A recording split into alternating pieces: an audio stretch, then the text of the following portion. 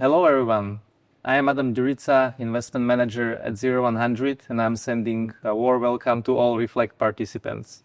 Today, I am here with His Excellency Sheikh Mansoor, and Your Excellency is a sincere honor to have you with us today at this global gathering of innovators, builders, and thinkers. I would like to start with Qatar and Yes. what is the vision of Qatar's innovation future, and especially the long-term vision for innovation and the tech ecosystem? Qatar has blessed with so many things, and in the center of that is our humanity approach, our view to the globe from a human-centric view. It's not only the economy, it's not only the energy, it's not only the assets that physical and the wealth that we see as a physical. No, I think it's the people. It's the leadership of being a human first, then a leader.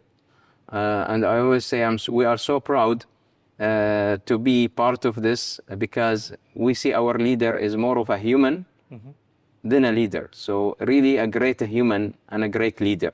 Do you have any specific plan of how Qatar now can evolve beyond the energy wealth into more diversified, knowledge-based economy? And then what this economy can look like? Yes, of course, big time. Actually, we are working, especially last few years, very, very focused on diversity and people and talent, and fostering talent, attracting talent, maintaining talent, creating talent, toward digital economy, toward open economy, fully diversified economy.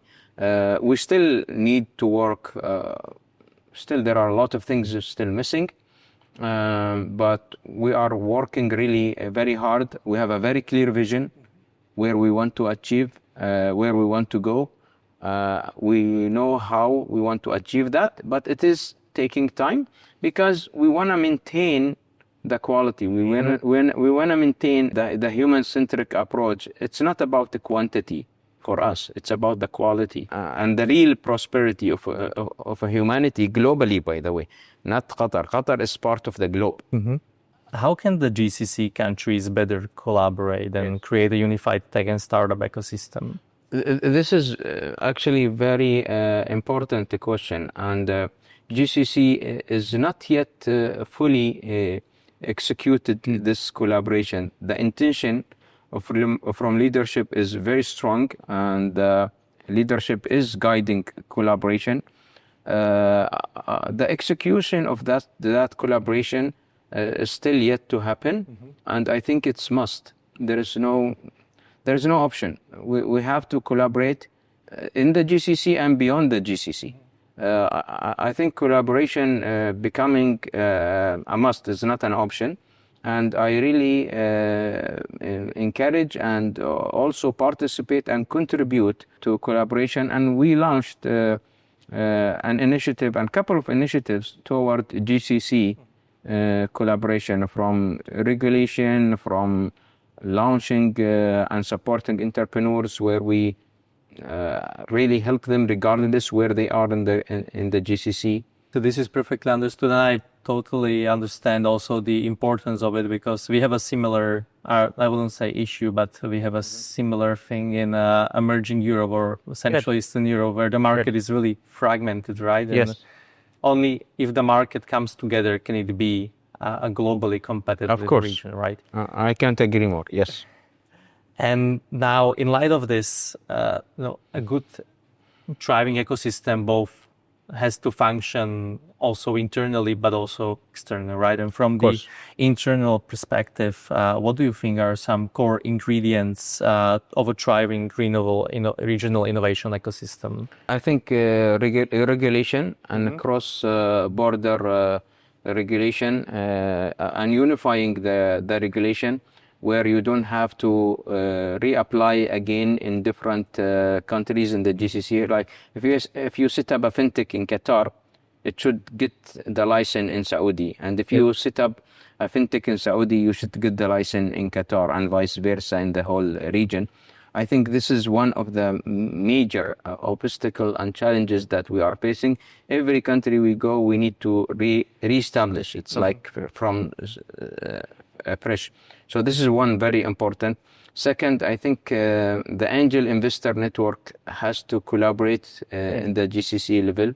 Venture capitals, and this is, I think, the venture capital side is a little bit more proactive now. They are getting more collaboration in the GCC level. But in the government level, I think still we need to move a bit faster. The intention is there. They already started actually, but it's the execution is taking time.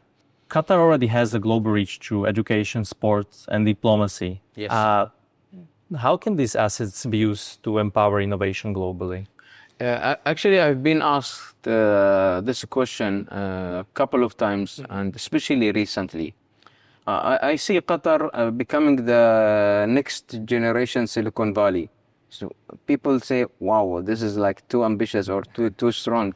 No, it's not, because if you think about the human-centric approach, it's all about people. Yep. If you get the right people, done, finish. You can like fly with the speed of light. So I think we just need to put this infrastructure where we really can, we are able to attract all the ecosystem component from people point of view, from talent point of view. And everybody loves Qatar because Qatar is very neutral, very family driven, and we are very globally pushing peace. Everywhere in the planet Earth, we are pushing peace. I see it, it's the future Switzerland and the future Silicon Valley combined. Now, this was more the positioning of the place Qatar can play in the global power plays in global innovation and tech. But now, more specifically, when you look at Qatar's, as a hotbed for incubating startups and IP, do you envision that this IP or this new technology that's being built here would more scale towards emerging market, or do you think the focus will be more on, let's call them like the mature markets of the world? See, this is the beauty of what we have. We are East and West bridge. That's mean we can really equally serve both. And this is super unique position. And you mentioned amazing approach to emerging market and mature and advanced market. It's very different. They are totally different. And what work here will never work there, and vice versa.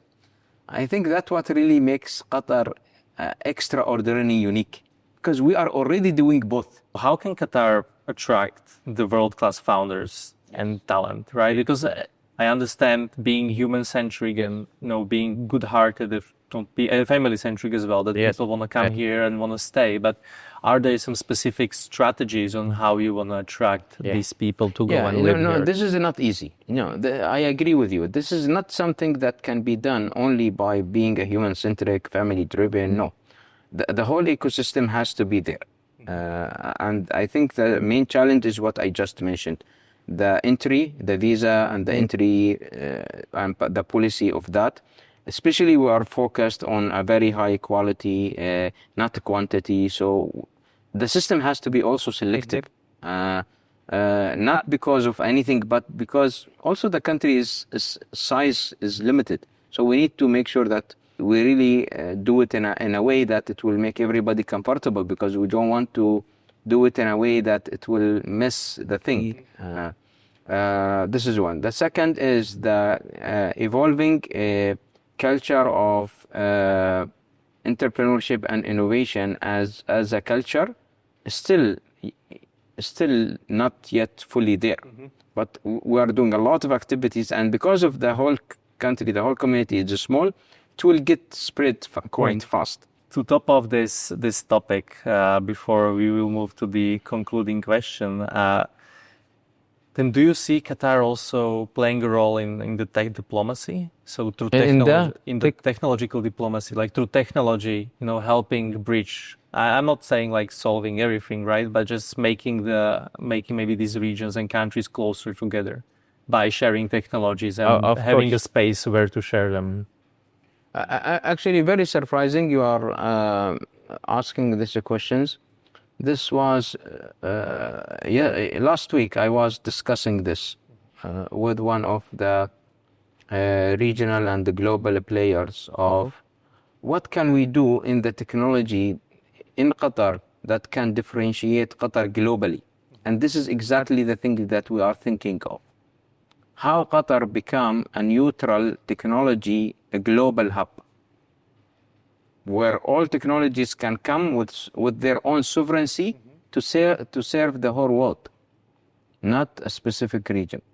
And do you think this can be the X factor that will help you to achieve this uniqueness of being Of the course. Switzerland and the Of Silicon course, Valley of the definitely. I think this is one of the main differentiator that could be, and it's amazing how you put it as a diplomacy, as a technology diplomacy. I haven't thought about it exactly this way, but it is the same essence, Yep. the same region, the same thinking. Yes.